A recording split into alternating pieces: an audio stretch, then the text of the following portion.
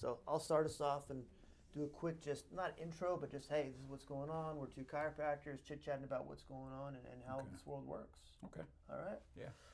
All right, I'm Dr. Tony here again, another interview with Dr. Williams on the Crooked Spine Show. I want to show you guys exactly what a good chiropractor, not even good chiropractor, a good health practitioner should do and should be. Dr. Williams, introduce yourself and tell me how long you've been in practice. My name is Wade Williams Jr. I'm originally from Buffalo, New York. I was talking with my great-grandfather. We was watching Roots, and in watching Roots, he asked me what I wanted to be, and I told him I wanted to be a doctor that would not perform surgery or write drugs, but I could never do it. And he looked at me and he smiled, and he said, "Son, we're watching Roots." He said, "I've experienced that, what you're watching." He says, "Don't ever sit up in my house and tell me what you can't do. Just tell me that you're lazy and you're shiftless." He said, "Because if you want to do that, God will make a way." And I never heard of the word chiropractic. I left. I had a dream about coming to California to visit my dad and my mother and my stepmother, my brother and sister. When I got here, I think I was here maybe 2 months. I started working for Dr. John F. Thie. He's an inventor of the Touch for Health.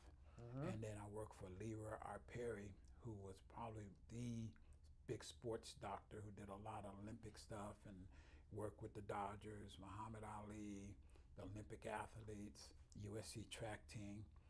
I started working for them in 1977. I went to my first Parker probably 3 weeks later. Huge seminar in Vegas, correct? In Vegas? Yes, but this one happened to be in Los Angeles. Oh, okay. So I got to meet people like John Wooden, Dick Gregory. I heard some of the top chiropractors in the world, and I met Dr. Jim. And Dr. Jim recommended a book called Think and Grow Rich.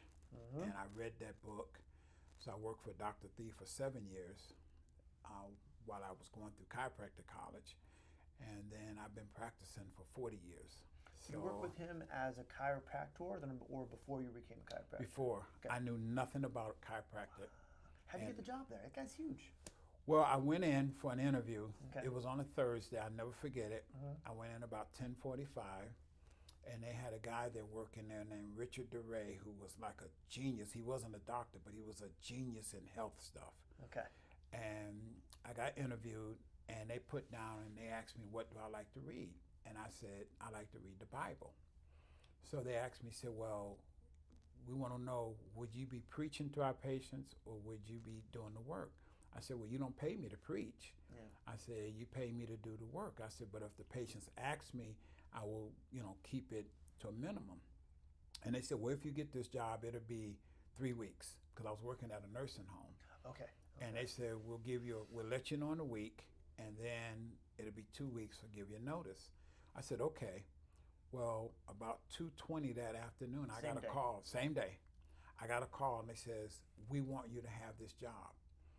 And I said, okay, and I was so excited. They said, when can you start? I said, Monday. I was just so, I said, Monday. And they said, okay. So I went out that weekend and brought a bunch of clothes, shirts and everything. And I used to buy my clothes. Back then, the thrift shops weren't popular. So you could go there and get brand new stuff for like little or nothing. It's not like it is today. Yeah, if they someone who didn't want it, they give it there. Yeah, they give, and I mean, these people was giving away like $400 or $500 sports jackets and $100 shirts, and you get them for like $5 or $1. So that's what I did, and I started working, and I started off at $2 an hour, and I was so happy to have that job. What year was this? This was 1977. Wow. And I thought chiropractic was a foot doctor. And when I got in, I had no idea. I was just happy to have a job, and I was happy to be in a professional environment. And from that point on, Dr. Perry and Dr. Thie would write articles. I would read every article they put out. I don't care what it was, I read it, because Dr. Perry lectured all over the world on sports medicine. Okay. He worked with Wilt Chamberlain. Wow. And a lot of the big, sports classics. people, and they did research. It was called FAIR, Foundation for Athletic Research and Education. So I read everything he put out. Dr. Thie was a worldwide lecturer for kinesiology. He met all the fathers, Goodhart, Goodhart, yep. Palmer. He met them all, and he formulated the Touch for Health system.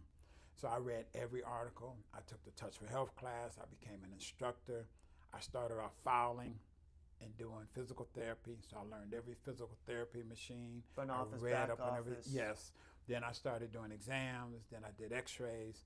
And by the time I got the x-rays is when I graduated from Chiropractic College, which took 7 years. Timing. Yeah, 7 years. And you went to the school in Hollywood? No, yes. It was called Cleveland Chiropractic yep. College. Mm-hmm. Yes. Wow. Yeah. And so working for Dr. Thie, you got your license, and then when did you start your own practice? Well, what How'd happened that was, work? Yeah. well, what happened was Dr. Thie, I asked him, I said, Doctor, I've been working here for 7 years. And he says, well, just because you're working for 7 years, that doesn't give you special insight, whatever. And so I kind of got hurt because he was my father. So Dr. Perry was actually leaving the office and starting his own. Oh, okay. And he had a practice in Pasadena across the street, and he had one in West Hollywood on National and Motor. Okay. He had a big, I think he bought a old spa or something like that. Yeah. So I started working for Dr. Perry and working As for a Dr. chiropractor. as a chiropractor. Okay. Well, no, what happened was I had graduated Okay. and I wanted to go on the preceptorship program, but me and Dr. Perry didn't see eye to eye. And so I left, I took the boards and I passed, and I just started. I knew nothing. I just, said, this is what I want to do. You went ice cold. I went ice cold. Figure it out. It was the best thing I ever did, because sometimes when you have too much business education, you want to sit there and figure this out and figure that out. I just got off and I just had to sink or swim, and I learned how to do the breaststroke, the backstroke, One lap, the butterfly. I mean, I learned it all. Side Okay. stroke, that was real Yeah, skill. yeah. So that was interesting. That was interesting. Well, it's one thing. What sometimes analysis causes paralysis. Exactly. You overthink things. I know so many doctors that go out there in any healthcare too. They want to do this. Isn't like, we'll just do it. Well, this is going on. I have this. I'm like, all right, so you're never gonna do it. Any healthcare, any massage therapist, physical therapist, anything like that. Well, I was very fortunate. My great-grandfather, who only had a fourth grade education, who even to this day, I still consider him as the wisest man that I ever known, the smartest man. And anytime anything happened to me, the first thing I ask is, what would Daddy say? There you go. And he told me this. He said, son, live your dreams. He says, nothing beats a trial but a failure. He said, even if you fail, he said, always be proud because you had the nerve to do it. He said, so many people, when they get 70 and 80, 90 years old, the reason why they have so many mental problems, because they look back on their life and go, I should have did this, but I listened to this person, or I should have did that. Yeah. He said, go for it. He said, go for it. He said, so what? He said, what's the worst can happen to you? He said, you're living in the greatest country in the world. Somebody's going to always feed you. He said, even if you got to live on the streets, he said, sometimes it's better living on the streets than it is living with people, So, and I just took that attitude. And I still have that attitude today. So, okay, things happen. You live free versus, you don't worry about the worst thing that could happen. You think, what's the best What's thing the that best? happen? Yeah. What's the best? I mean, so what? I mean, it happens. And, we were sharing this, is that my office got flooded. And they want to know why I was so, happy. And the owner of the building was, we were talking. I said, let me explain something to you. There's people in this flood. Their houses is actually in the street. I was watching the news, and their piano was in the middle of the street where they slid out the hill. I said, do you think that I'm going to get upset about an office that's flooded? Yeah, no. It's not the end of the world. It's not the end of the world. No. It's not. No. It's not. And when did you start your practice in San Dimas?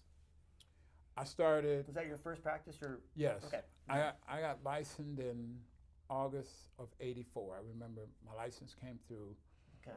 August of '84, and there was a little building around the corner from my house. I saw it. I went in there, and the owner says it was like 400 square feet. Okay. Yes. So the minister that was up the street, Reverend White, I went to him and I introduced myself. He said, I've heard about you, young man. Aren't you the chiropractor? I go, yes. He said, let me see your office. So when he came in, there was absolutely nothing in there. I mean, nothing. So he says, "Oh, this is your office?" He goes, "Yeah." He said, "Well, when are you gonna start practicing?" I said, "What I'm gonna do is I'm gonna start treating patients, and I'm gonna put a wall right here, and then I'm gonna put a wall right here, and I'm gonna put a desk right here, and I'm gonna put my desk over here." He said, "Come with me, young man." He took me up to 84 Lumber, and he told the owner of 84 Lumber, he said, "Whatever this man needs, you give it to him and put it on my account." What happened, the owner of the building came to me because it was National Roofing Company. Okay. He told one of his workers who was a construction guy, he said, "You have one day to use he said, "I'm not going to charge you." He said, "You have one day to use my construction guy." So the construction guy came over and looked, said, "You need this, this, and this." I went down, got everything there that day. They put my walls up that day. My first adjustment table was a OBGYN table that somebody had given me.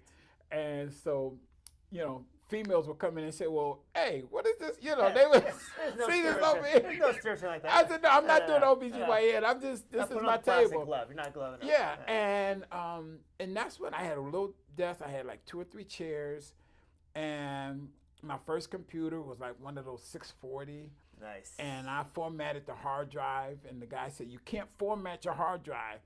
And I look back on those days, and I knew nothing about what I was doing. All I know is, for some reason, I was helping people. I didn't understand why. I was just doing what I was told to do, adjust people, and be a good doctor. And people were getting well. And I was like, it would scare me, because people would come in and couldn't walk, and then I would help them, and then they would come back and go, "Man, you the greatest guy in the world." Yeah. And I'd be thinking like, well, what did I do? This stuff really works, So, and I love those days. Yes. I really look back on those days, because that's what really let me know that I loved what I was doing. You helped people. Well, chiropractic called me. I didn't call it because I didn't know what chiropractic meant, but I knew what I wanted to be. So I always tell people, chiropractic called me. And after 40 years, I'm amazed. And I shared with you, I went to England, and I was treating over there. And these people, last year, correct? For the last 2 years, every January for the last 2 years, I've been going over running a clinic for a doctor that has a family here in Southern California. And what amazed me coming back on the plane, I would sit and I would think about, okay, what did I get out of this? Yeah. The one thing that I got out of it is that everybody was telling me, "Doc, you are really a good doctor." But I never saw myself as a good doctor. I saw myself, I'm like Avis. Hertz is number 1. Yeah. I've always saw myself as Avis, as trying harder. Yeah. And I always every one of my patients I give them my very best.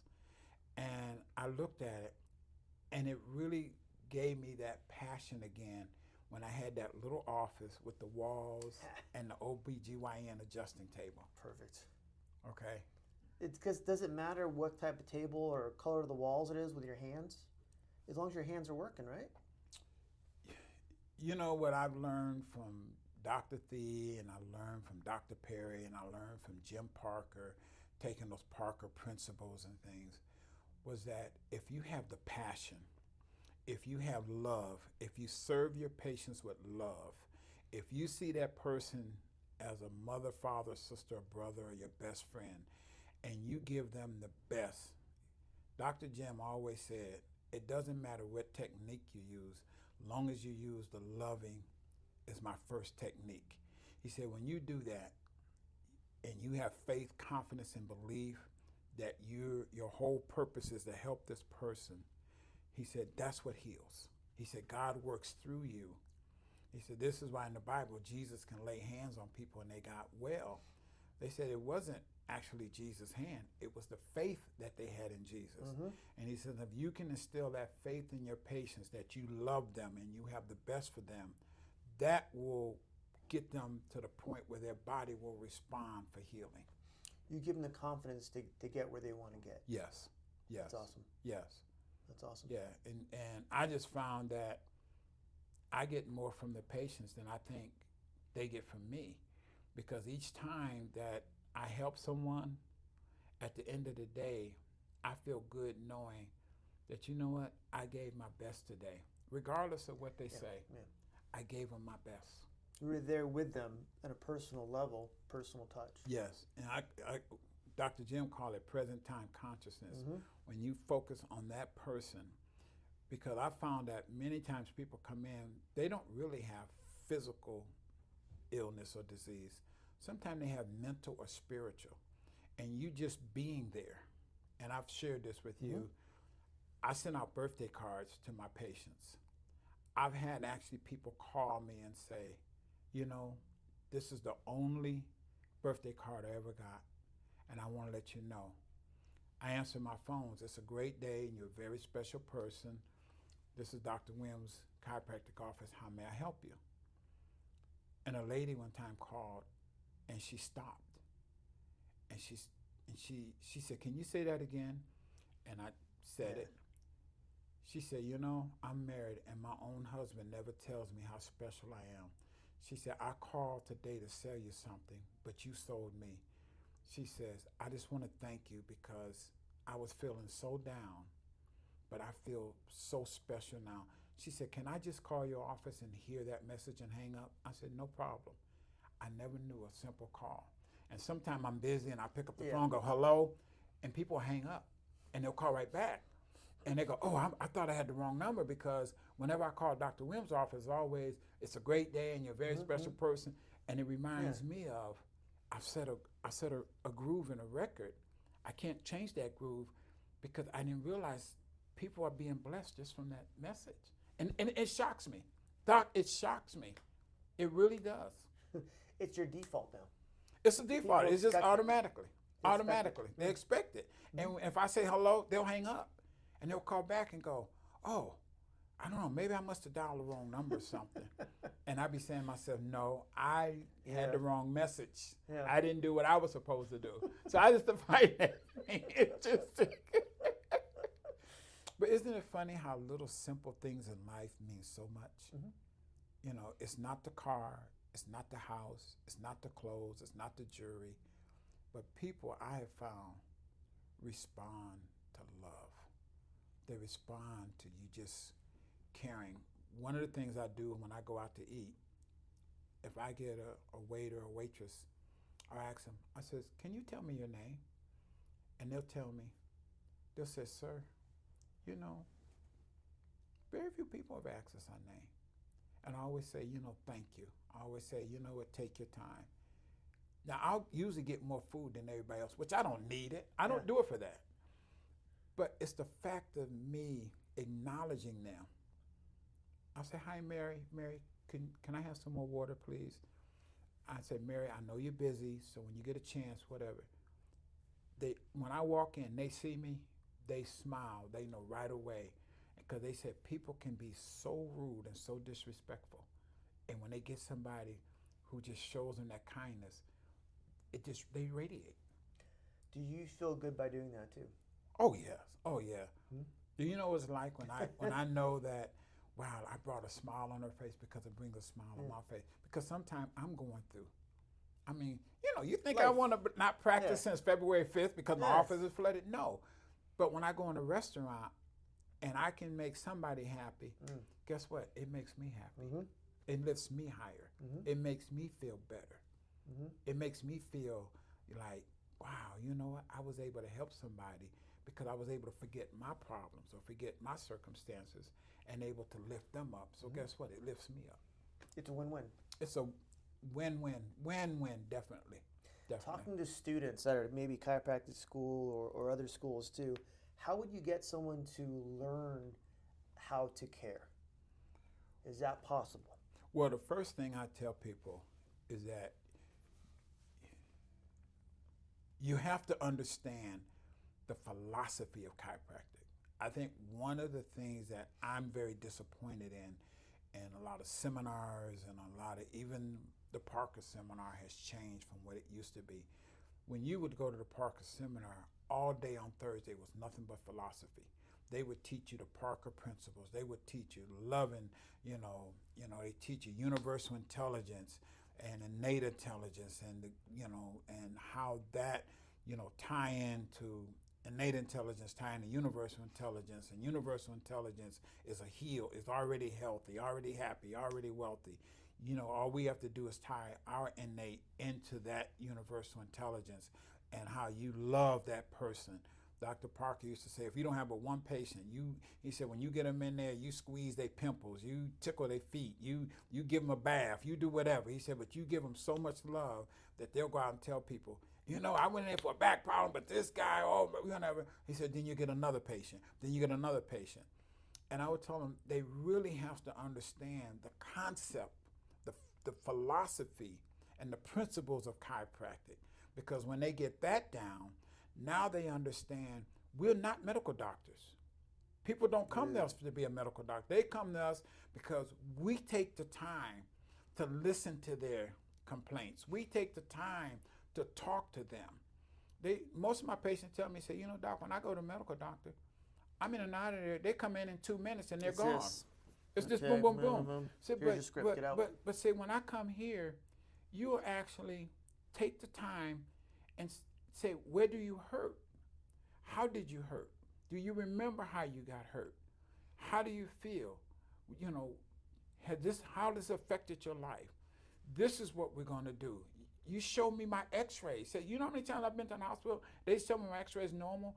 You go over the x-rays with me. Say, you know, I feel like a radiologist when I leave here. I feel like a doctor when I leave here. Because if I tell you I got sciatica, you show me where the nerves are and show me how it goes down my leg. And you show me why you are adjusting my lower back, why you're doing therapy here and not down on my leg. Say, you know, I feel like I'm a human being. I feel like you respect me.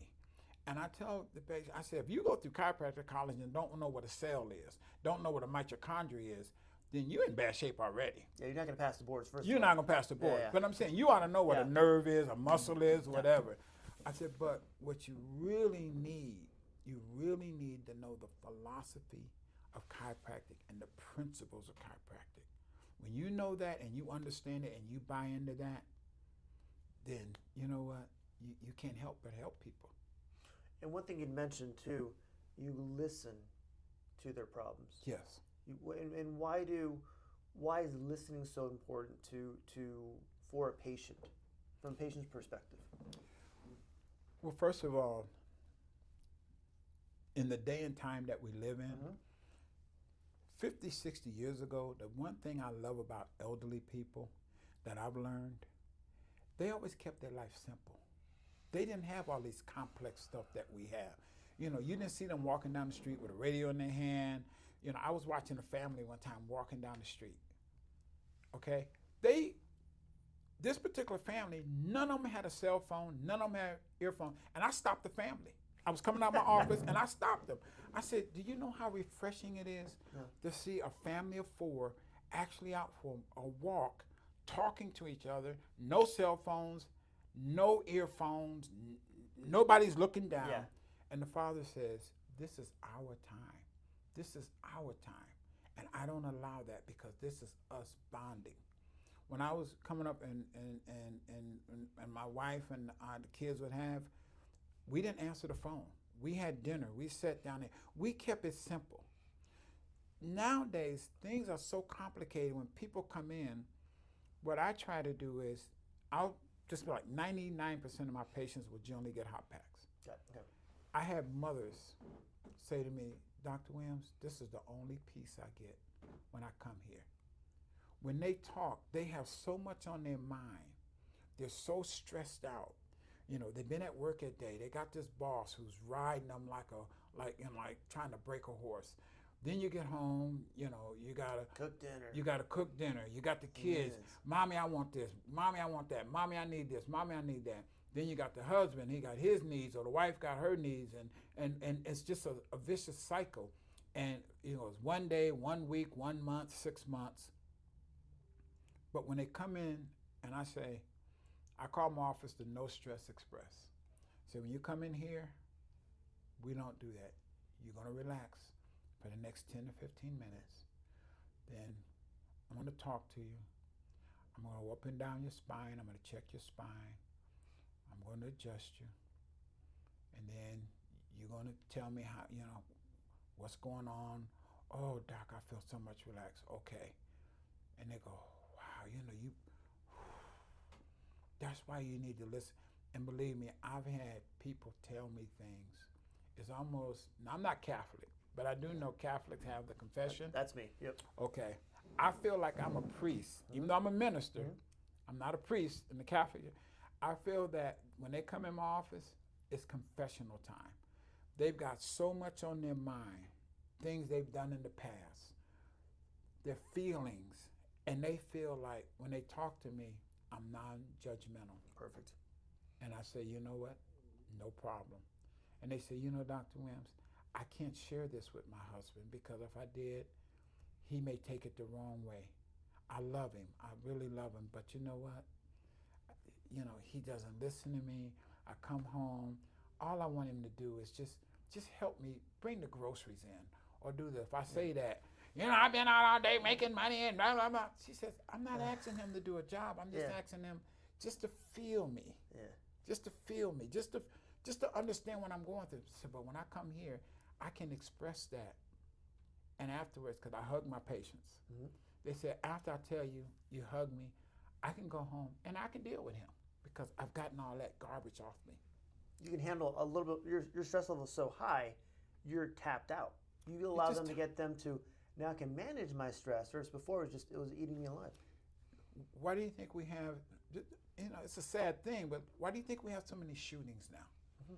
You know, we got road rage. People going in Starbucks and because their coffee is not hot enough, they're throwing it in the face of the person who's serving it. You know, people are so nasty to each other. You know, people are just on edge. And then you got these pharmaceutical companies telling you you need a drug for every little thing. Oh, you know, I used to tell people I had ADH, you know, attention deficit when I was a kid. Yeah. But by the time my grandmother got through whooping me that night, I was able to pay attention the next day. Your body goes, oh, I don't have we got well. It's resolved, yeah. It was resolved because the parents, you know, when we was coming to school, the parents and the teachers worked together. Now, I have family that teach. I have patients that teach. And they says the parents don't want to raise their children anymore. They want to send them to the school, and they want them to do it. And then as soon as they discipline them, they run up there and want to jump on them and fight them. And then the school, they don't want to pay. Now, I find this interesting. These athletes making $200 million to say, stay in school. But then they don't want to pay the teachers a minimum wage. Why would a kid want to stay in school when he say, why would I want to stay here and make minimum wage when this guy can make $200 million? And less than 1% of 1% of 1% of the athletes make that. They don't see that, though. They don't see that. And so now the system is so screwed up. This is where the stress cycle is coming in.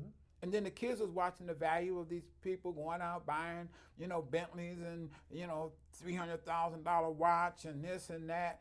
And so what do? That's what they want because our society has flipped it. Instead of the teachers making $100 million who's training the kids and the athletes making, you know, minimum wage or whatever.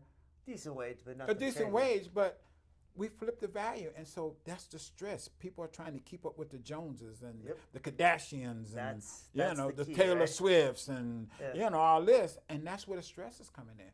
And so when they come to us, we bring them in, at least bring their body back into reality and try to normalize that. And just for those few minutes, they realize my health is the number one priority. That's one thing I like about chiropractic. We tell them health is the most, health is the, to me, if somebody says, look, I'll give you $100 million right now if you give me your liver. I said, no. No thanks. No way. If I could give you this disease, I smoked for 20 years and I got chronic, you know, pulmonary disease. I'll give you that for $100 million. No, I wouldn't take it. I'm known people who are wealthy, had cancer. If they said to me, I'll give you $1 billion if you take my cancer. No,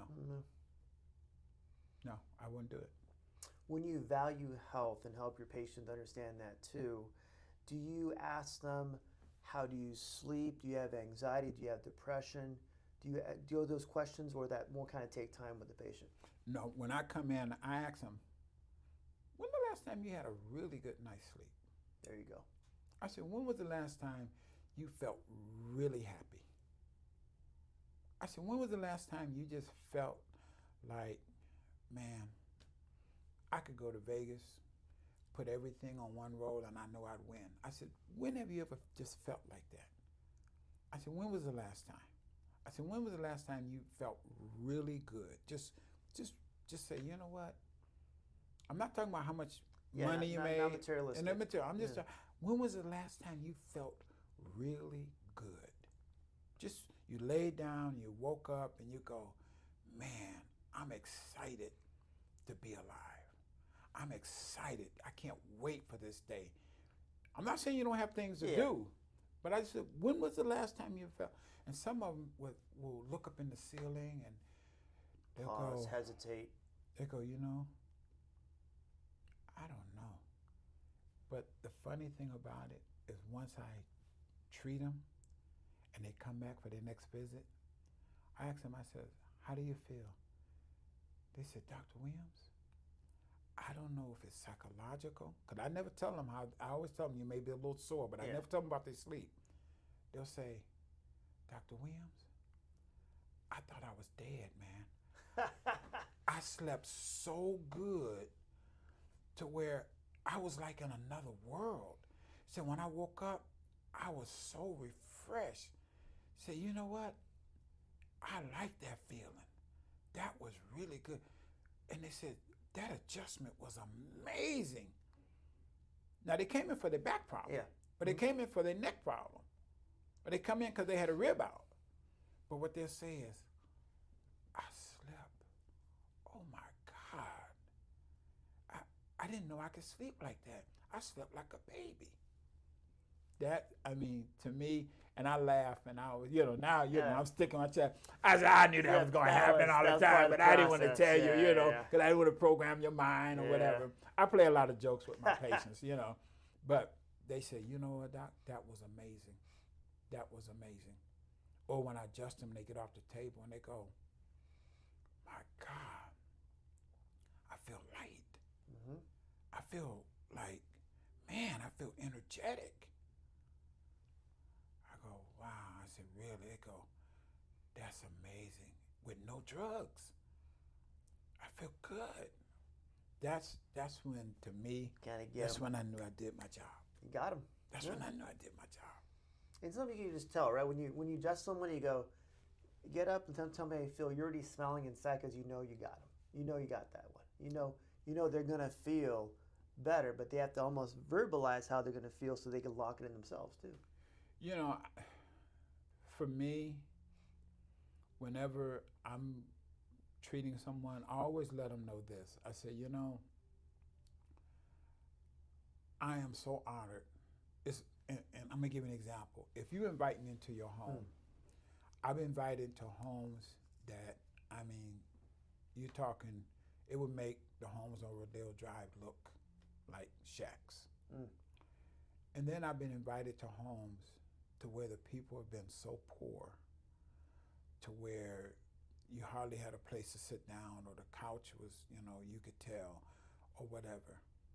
But I tell people this, when you invite me to your home, I take that as being sacred, because that's where you go. See, a home should be a place where you go and get peace. You can rest no matter what the world has treated you like. You can go there and get your battery charged, restore your peace, restore your sanity, and just whoever you are,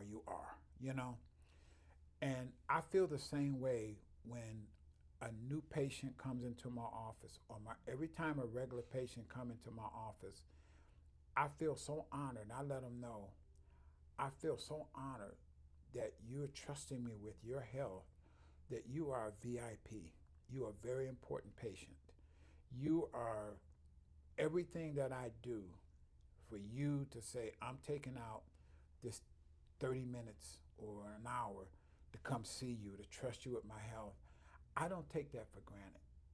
I don't. I think that's a sacred. Just like when you invite me into your home, that to me is a sacred place, and I don't care what we eat because it's not the food.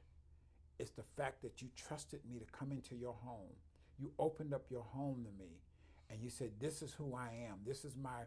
Regardless if you got a $100,000, couch or couch that has holes in it, the fact that you invited me in, that means a lot to me.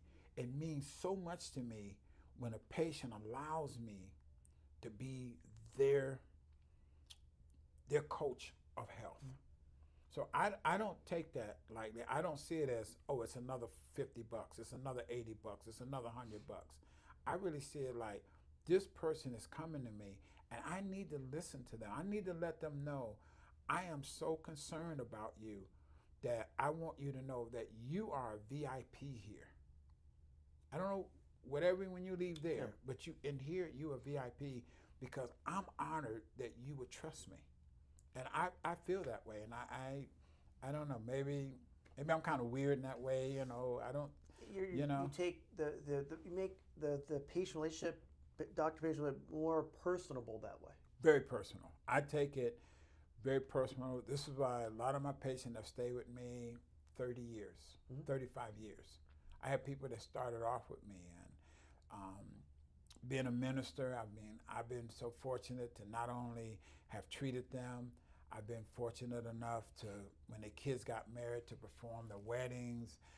When their parents passed away, I officiated, their celebration. Yeah. And so I become a part of their life because of that relationship.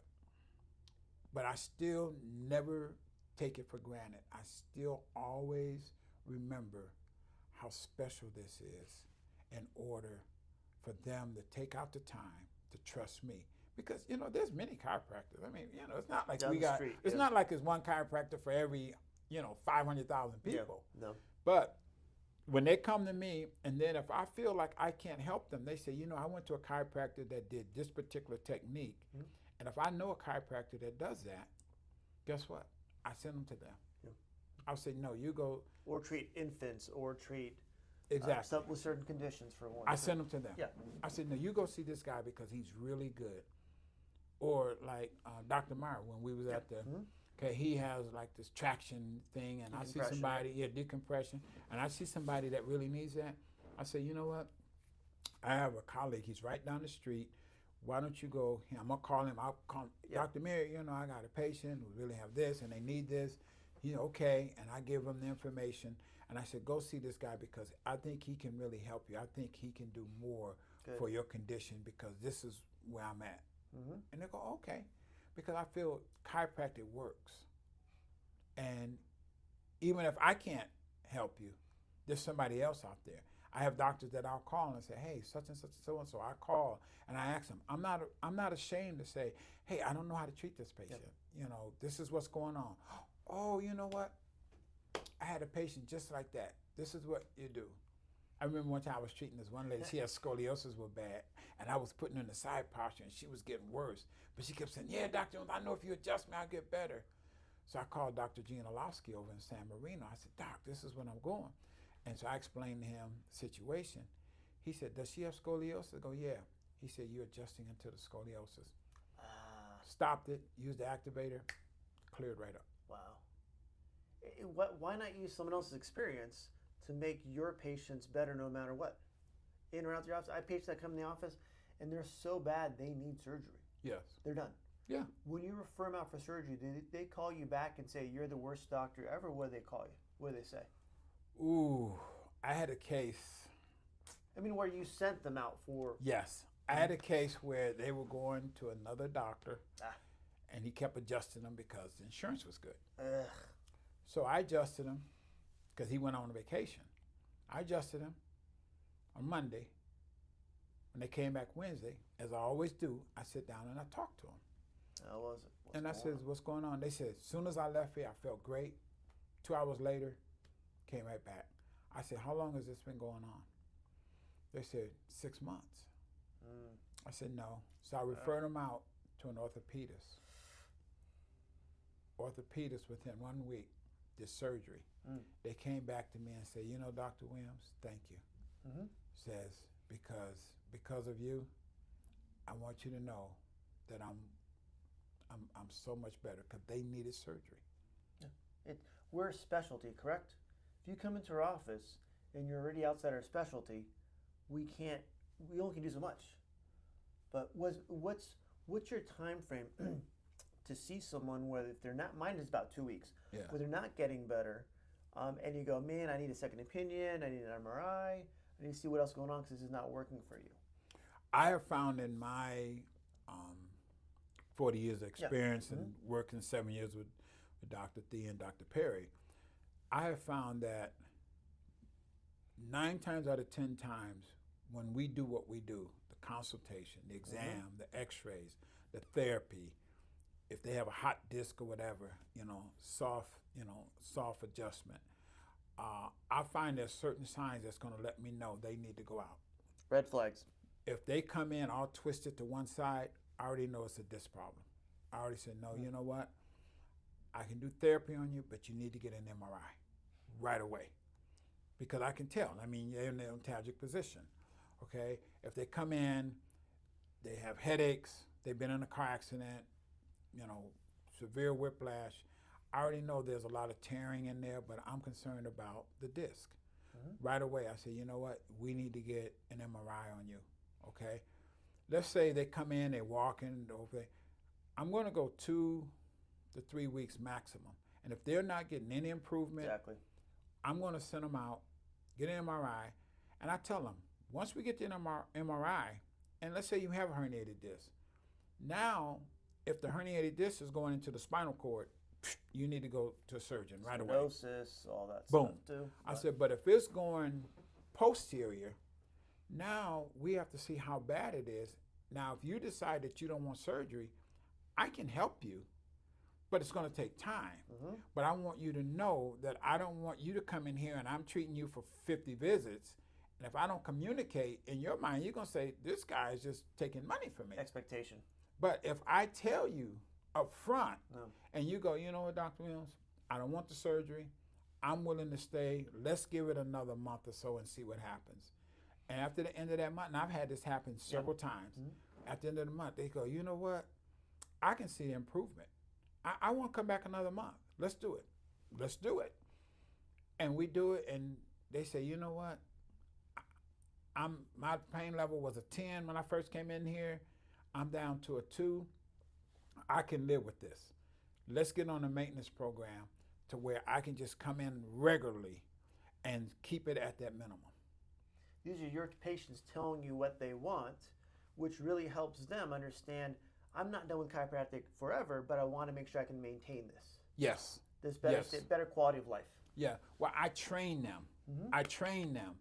And once I train them and give them the information, see, I'm a firm believer, if you give a person all the information and they know that you're coming from a point of honesty and love and you're genuine, then I've had patients who I say, I think you just need to come in every 6 to 8 weeks. They'll look at me and go, oh, you don't like me anymore?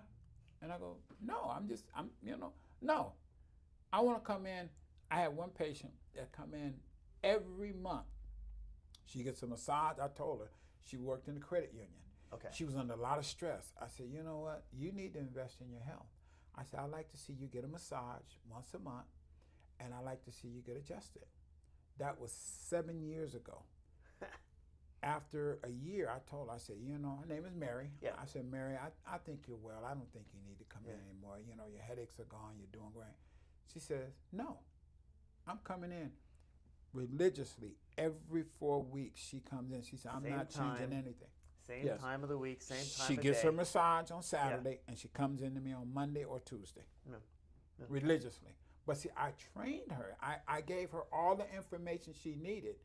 And when you give people the information, it's like giving them a menu when you go to a restaurant and say, this is what we serve. You give them that and say, I want you to take your time. I want you to think. I'm not going to force you, whatever. And they come back and go, you know what? I think I want the prime rib at $69.95. Now, there's a hamburger for maybe $10. they made the decision because they had all the information. Mhm. I feel patients are the same.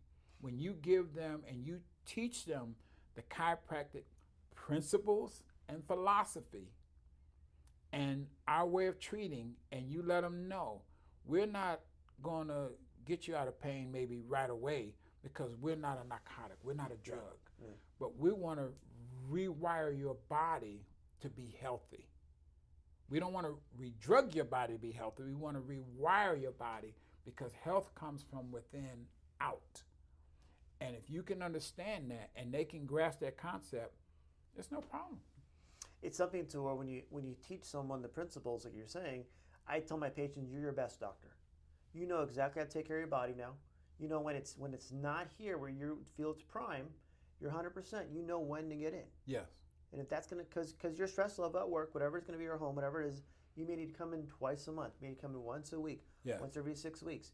You're gonna find that range that's gonna work for you. Yes. And sometimes it may not be a knee pain, it might be a finger numbness. Might not sleep well that night for a couple nights. Yes. You're gonna know what it is.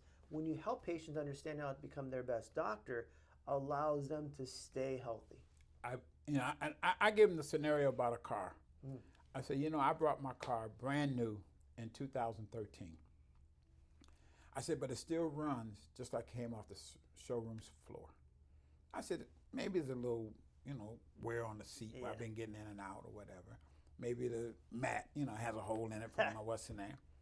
I said, but if you look at my car, it says it still has the same color. It's not faded. It still runs good. Excellent sound system. I still got my Bluetooth. I said, you want to know why that car does that? And they go, why, Dr. Williams? I said, because I got regular oil changes. Mm-hmm. I got regular transmission checkup. Mm-hmm. Whenever something broke on it, I fixed it right away. I says, I have good tires on it. And I rotate the tires every 6 months, whatever they recommend. And I says, and I put good gasoline in it. I said, I don't put milk in it because it wasn't designed to run off milk. I don't put Kool-Aid in it because it wasn't designed to run off Kool-Aid. I says, I don't put Gatorade in it because it wasn't designed. I put good gasoline in it because that good gasoline is going to give it the fuel and it's going to clean the pistons out. And I says, that's why my car looks the same as it did in 2013. I said, no, I don't have to buy a new car every year. No. I said, in fact, I might keep that car for another 20 years. And I said, because I want to keep it up. I said, now, if you're going to be with your body for 80 years, Yes. don't you think you ought to have a good maintenance program? Don't you think you ought to change your oil? You ought to change your transmission fluid? If something goes wrong, you ought to get it fixed? I said, now, if you want it to last, you got to take care of it. Yep. Mm-hmm. And I tell them, I said, I'm going to tell you something. I tell all the young guys, because, I get a lot of guys, plumbers and stuff do heavy work. Yeah. And I tell them this. I said, when I was a young teenager, my great-grandfather said, son, you can smoke all the cigarettes you want. Say, you can drink all the liquor you want. Say, you can stay up all night if you want to. He said, you can run and do everything you want to do. He said, if you live to be old, you're going to pay for it. He said, the way you treat your body when you're young, the way you take care of your body now, when you get older, don't complain because you misuse your body. I said, you're young. You're working these hard construction jobs. I said, go get a massage. Get your circulation going. Stay under chiropractic care to keep your nervous system, keep your joints.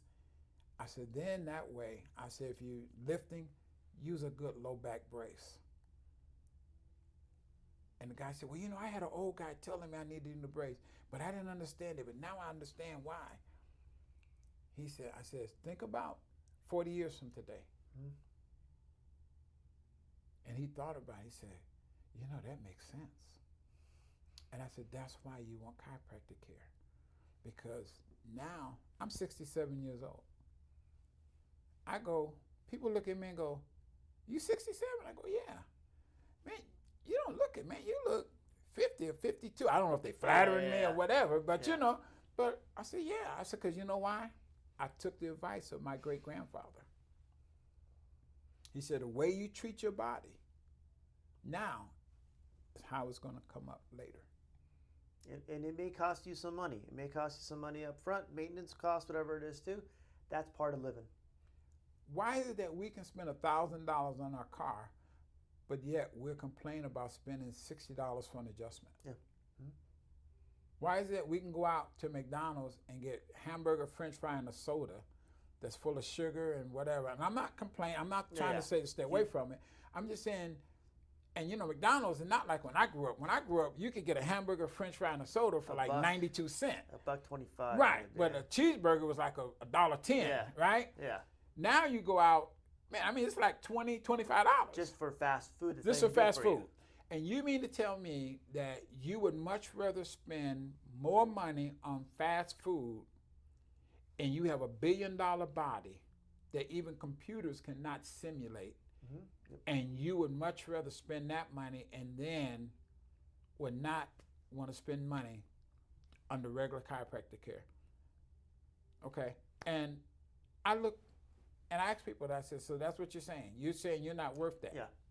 And they were like, well, you know, because I love it when patients come in and I charge $50 a visit. Yeah. And then with therapy it's $30, so it's $80, right? I had one lady who said, you know what, I think it's $50, whatever. And she said, last time I come here, you didn't do anything. So when I got through treating her, I said, the day is on me. Don't worry about it. Yeah. Oh, you know, I can pay. I said, no, don't worry about it. Because my thought was this. I'm not going to waste my energy to convince you when I've already educated you that you have $1 billion body and you want to complain about $50 to $80 visit that's helping you live longer and live happier, live freer and live more relaxed. If you that down on it, you know what? I have enough family and enough friends that if I was hungry, I could call them up and they would feed me. Yeah. You're not desperate. You're just looking to help people. No. For a fair rate. For a fair rate. But if you don't think enough of your body, I'm not, you know, if I'm helping you and you want to argue with me, I just learn to say, okay, you're right. Yeah.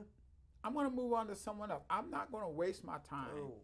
I'm not going to waste my time with one person. And this is another thing that we'll do.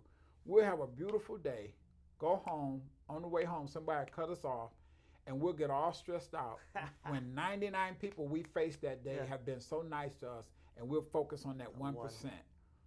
You know, what I do is people want to cut me off, I let them in. I was standing in line one time, and I was with my lady friend, and she was like getting all upset. I said, let her go. I said, let her go. I said, it's not that big of a deal. She just cut right in front of us. No problem.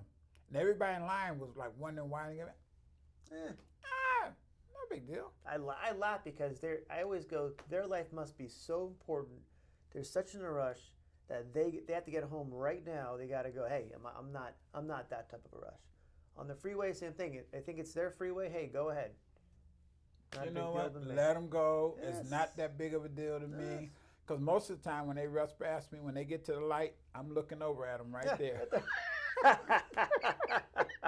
And I just laugh. I just laugh. They, you know. I think it's the facts. You give them the facts as a chiropractor. This is your health. This is your body. You decide what to do. Like I said, it's not a religion. I love religion. But you decide how you want to treat your body. I'm just giving you exactly what you should be doing. I'm just giving you the information. You know, if I say, look, you know, it's raining outside, Doc. You know, if you're going to go out there, have a raincoat, you know, or umbrella or something. Nah, it ain't raining. It ain't raining. And you go, I'm going to say, okay. I'm going to let you go out there and get wet. Yeah. I'm not, you know, why should I put my energy into something that, you know, I'm giving you positive energy. I'm giving you positive, I'm giving you facts, okay? And you don't want to accept those facts? Oh, well. Okay, that's fine. Oh, well, doesn't hurt. You don't want to take, because you start internalizing that, like, do I have the right facts? Why that person said? As a young doctor, sometimes you will, but I think when you're in practice long enough, you go, great, next. You know what I like about elderly people? They've lived long enough to tell you this is what I think, and you can go to hell if you don't like it. That's why I love talking There's to elderly no people. filter. They're like No they're like filter. little kids. Yeah. They're like little kids, and little kids will tell you the truth. Yeah. They'll walk up and go, "Ooh, that's an ugly shirt," Yeah. and the parents, "Oh, you shouldn't say that." But that's their view, Yeah. and they're just being honest. They don't have to have judgment. That's what they think. That's what they think, Genuine. and you know, and I want to tell you this story. I don't know how much longer we Yeah, have, we but have about 2 more minutes. okay, I want to tell this story. I was in AAA one day, and I was the only black guy in line, right? Mm. And there was a little girl. I would assume she was with her grandmother, Yeah. and she's white, so she's probably like 3 or 4 years old, and she learned the colors. So she would go blue, blue, blue, blue, blue, blue, blue, blue, blue. She'd go green, green, green, green, green, green, green, green, green. Then she'd say red, red, red, red, red, red, red. And she got to me and she said black, black, black, black, black, black, black. Well, I thought it was cute. Yeah. But the grandmother was like, oh my God. You Offended. know, like there was gonna be a race ride, Yeah. right? So I'm like, you know, I'm saying, God, I want to join in with her. That's awesome. Right? So the girl started again. Blue, blue, blue, blue, blue, blue, blue, blue, blue. Green, green, green, green, green, green, green, green, green. Red, red, red, red, red, red, red. And she looked at me and went, black, black, black, black, black, black. And so I smiled. Yeah. So the grandmother got up to the line, did it, and was like dragging the girl out. So everybody in line was looking, you know, like how I was gonna take it. Yeah. But I was hoping the girl would stay there because when she was gonna start on blue again, I was gonna go blue, blue, blue, blue, Yeah. blue, blue, blue. Help her. You know, green, green, green, green, green, green, green, green. Red, red, red, red, red, red, red. Of course. Right? But this is the point I'm trying to make. To her, life was fun. Yes. Life was exciting because she was learning something new. And she was saying it over and over again to reinforce it. Mm-hmm. But her grandmother already had preconceived notions of you offending this guy because he's black. I wasn't offended because I was black. I was offended because she wouldn't let the girl have her imagination. Yeah. And the thing I love about being a chiropractor is that we are so positive. Mm-hmm. We see people as healthy. But what we have to do is we have to go through those preconceived notions that they watch TV of taking this pill that's going to help, going to this medical doctor is going to cut it off, and if you get this radiated, you get that. And I'm not against all that. I'm just saying if we do our jobs with the chiropractic philosophy and the chiropractic principles, and we open up their mind, now they can take in and imagine themselves as being healthy, as they were intended to be, as being happy as they were intended to be, to not let the stress of the world get on them as it was meant to be. That's what we're dealing with, those preconceived notions. The perception, I think, allows them to, when you can get them to turn on and listen and understand, they go, wow. And how do you know they got it? Because you know why? They'll say, Doc, I know it's time for me to come in because I was starting to get irritated. Yeah. I don't feel Grouchy. the way I should. Yeah. Doc, I know it was I wasn't right. Yeah. They can feel it.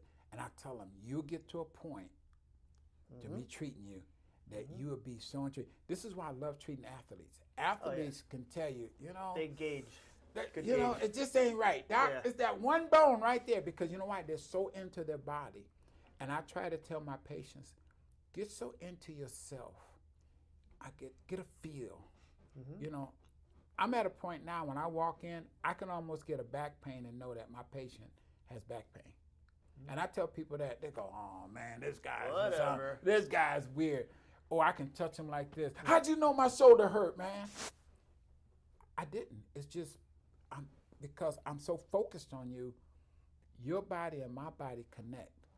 See, you gotta understand, in this world we live in, people only get touched to get arrested, to get beat, or for sex. But as a kid, and this is what I love, when my patients come into my office knowing I'm not gonna beat them, knowing I'm not gonna arrest them, I'm not there to have sex with them, but I can hug them out of love. Do you know my patients, they'll leave and go, Doc, I don't get a hug anymore. What's the matter? Or they'll say, or they'll walk out the door and come back and go, you know, I know my adjustment's not going to hold because you didn't hug me. You see what I'm saying? Yeah. That's how you know. That's how you know. That's They'll their let you know. Their default. Their They default. expect that. They expect It's it. there. Yeah. It's there. They know it. Yeah. Because you know why? You educated them. Mm-hmm. See, the biggest fault that I have with doctors and especially chiropractors, we don't educate them. We don't have to have them sit in class and but when you do that consultation and you educate them, the one thing I love about being in Europe, every one of those patients came in, they say, you know, Doc, because their system over there is different. They have socialized medicine and stuff. It's supposed to be quick. Yeah, See well, if you got any problem, you go see the physiotherapist if you need exercises. But I went through everything. They said, you know, Doc, the one thing I love about you is you will explain. If I tell you I got pain going down my arm, you go to the brain and tell me the nerves are coming out the neck and it's coming down the brachial plexus. So the problem is not here unless you injured it. It's up here and you work on that and I can see the difference. Mm-hmm. They like being educated and that's what they love. And that's what I love. I love it. No, doctors usually do not do that. No. Not only do they not listen, they don't educate. So now the patient leaves like, well, I got my script. This is what I need to take, I guess, for 3 times a day and for whatever. Yeah. But when you educate them and you explain it to them, you'd be surprised how many people say, Doc, you know what?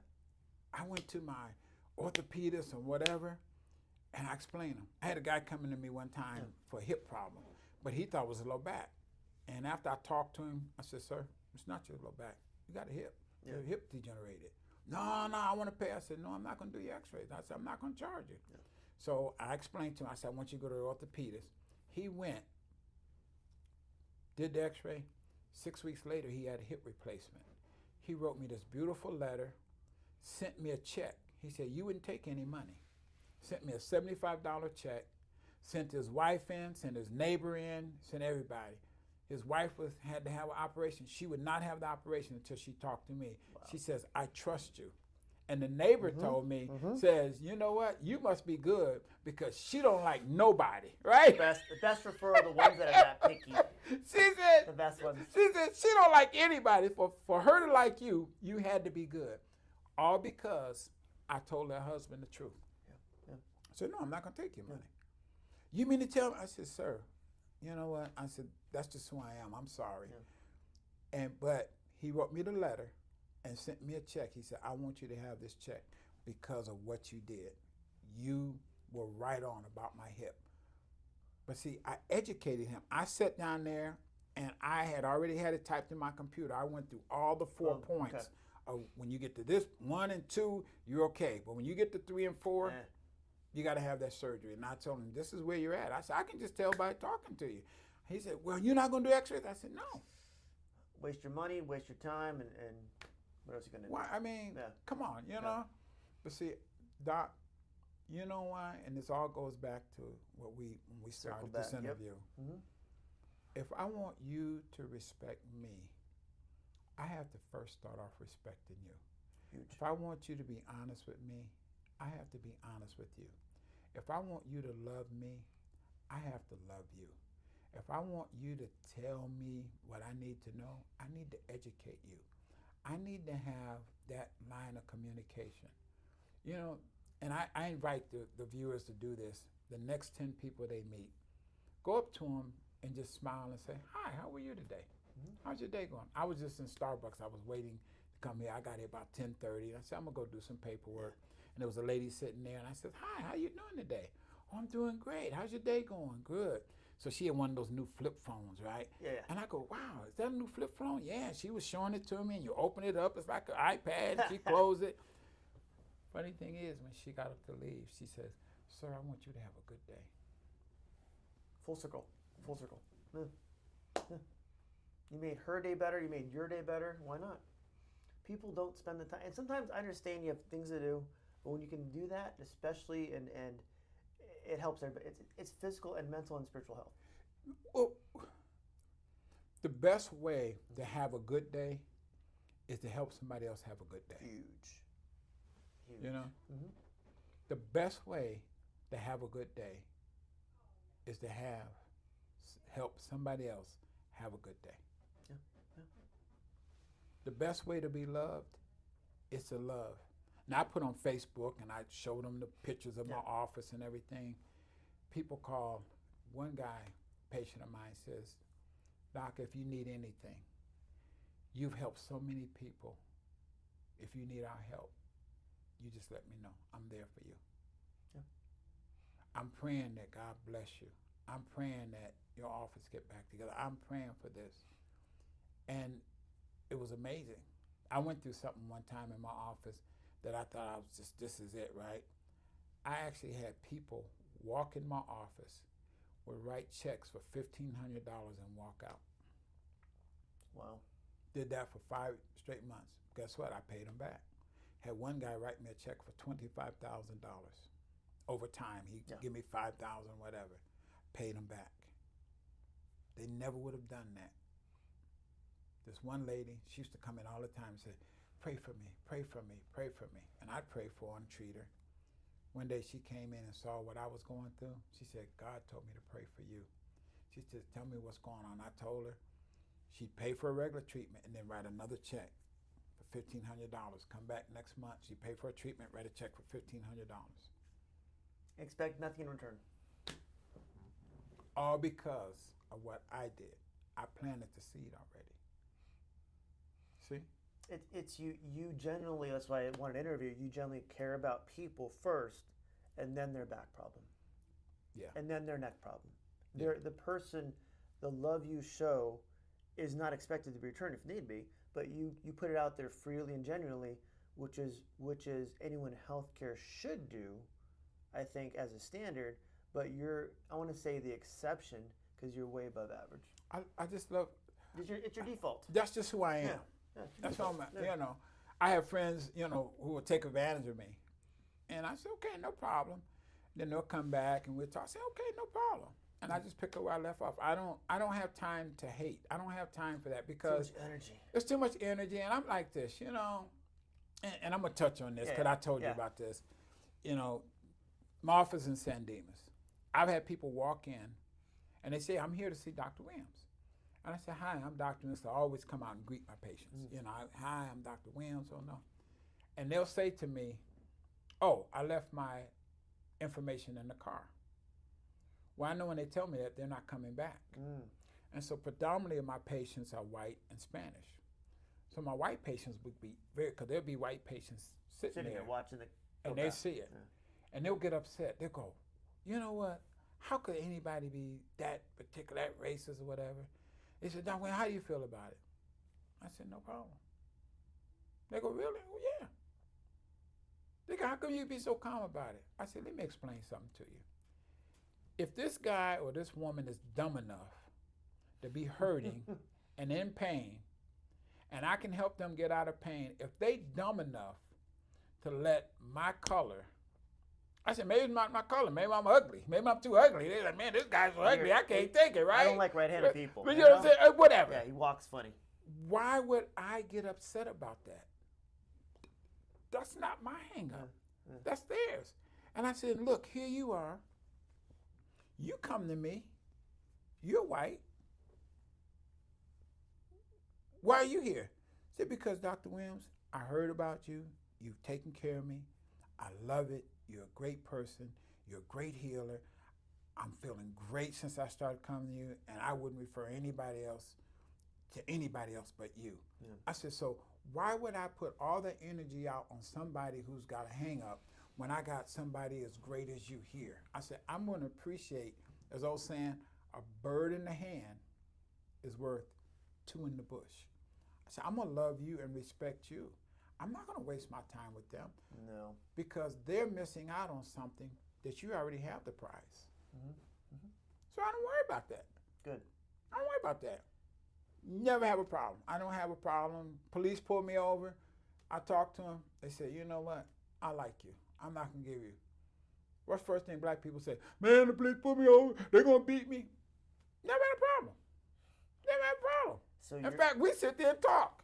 We end up talking. Hey, man, did you see the game last night? Yeah. The guy said, well, you know what? I know you. I know your car. You be careful next time. Okay, sir, you got me.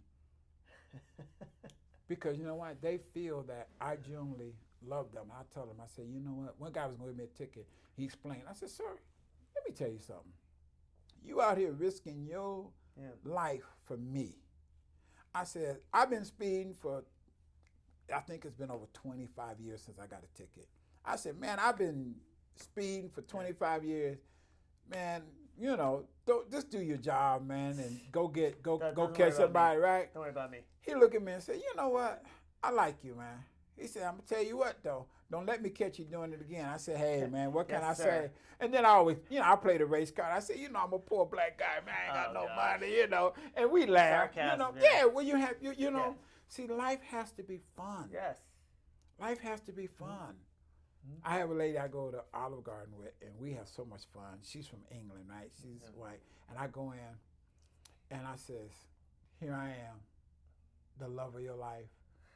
You know you like this chocolate, don't you?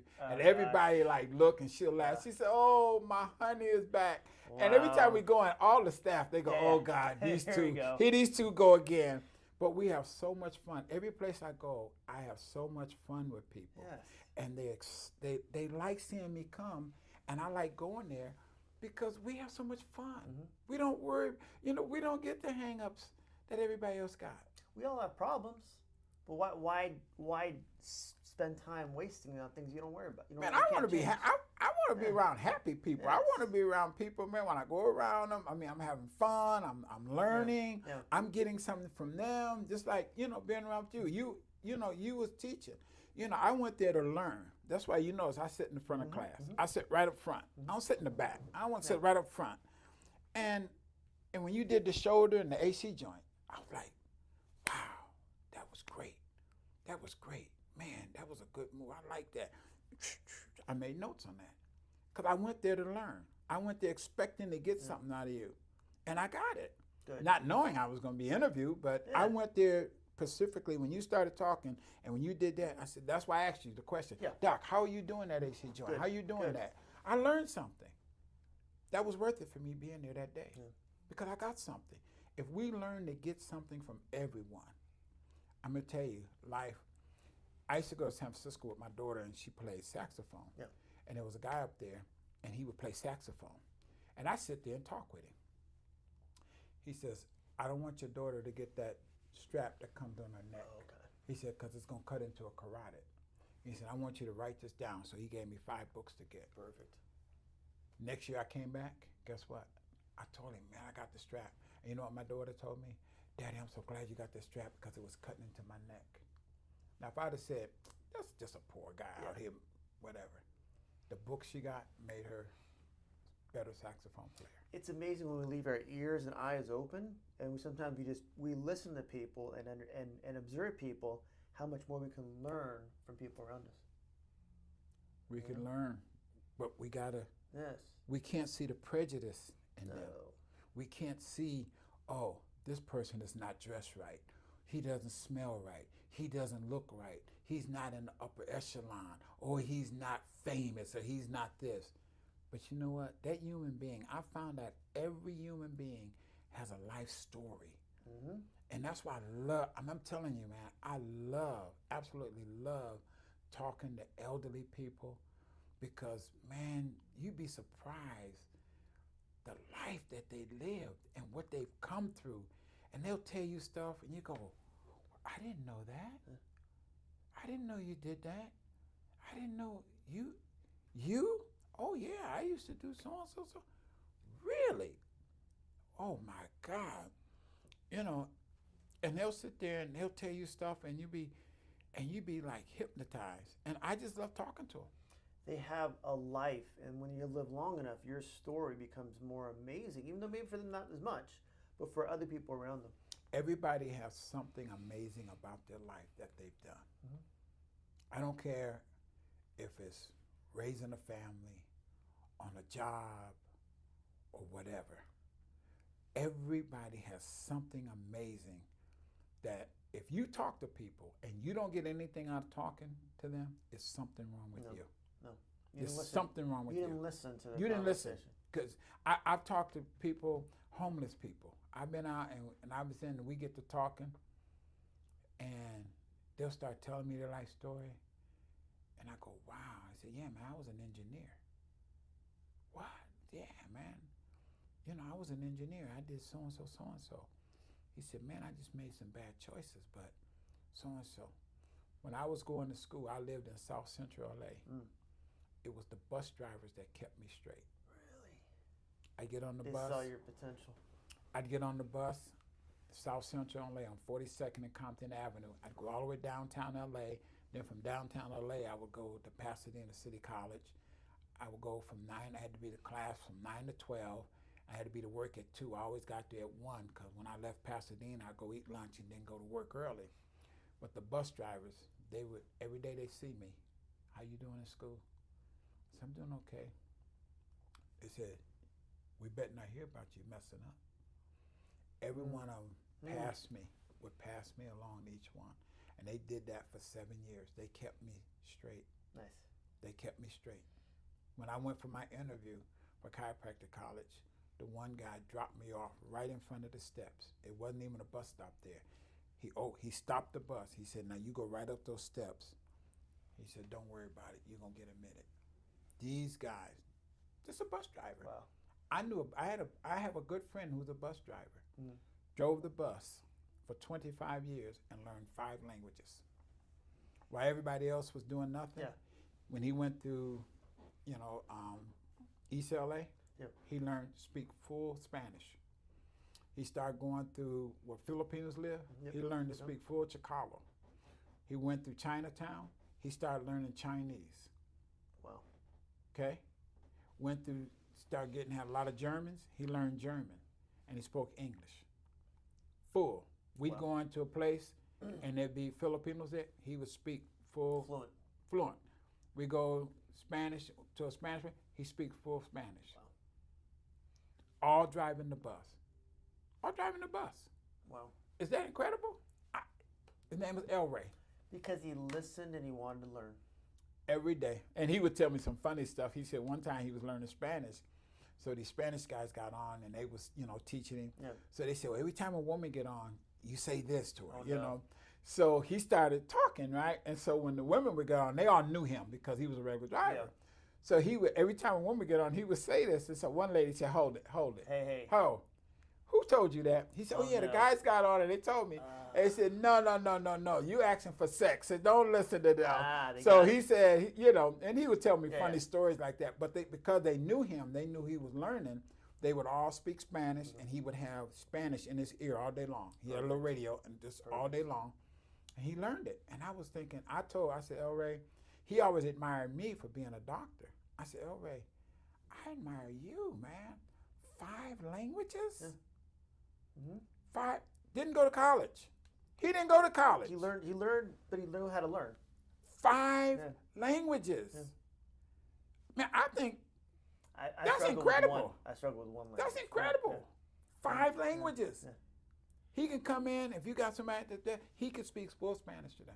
If you have somebody Filipino, he can speak full Chicano. Yeah.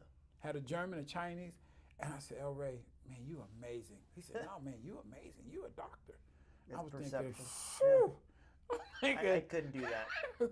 5 languages. I get confused. Yeah. That's deep, man. Wow. That's why I say you can learn from everybody. And to wrap it up, Dr. Williams, what do you want to tell people about chiropractic?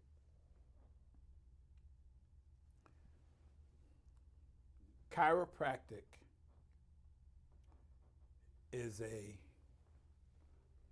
way of life because it has, as we say, the art, the science, and the principles or the practice. Because what we do as chiropractors, or what we should be doing as chiropractors, and what doctors of chiropractic should be doing, like doctors, like my good friend here, is that we teach you that health comes from the inside out, not from the outside in.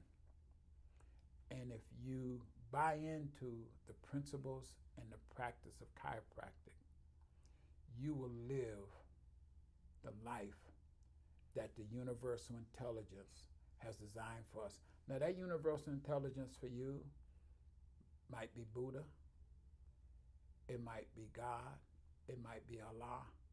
I don't care. But one thing they all have is that they're all healthy, they're all happy, they're all prosperous. And that's what chiropractic teaches our body. Buy into it.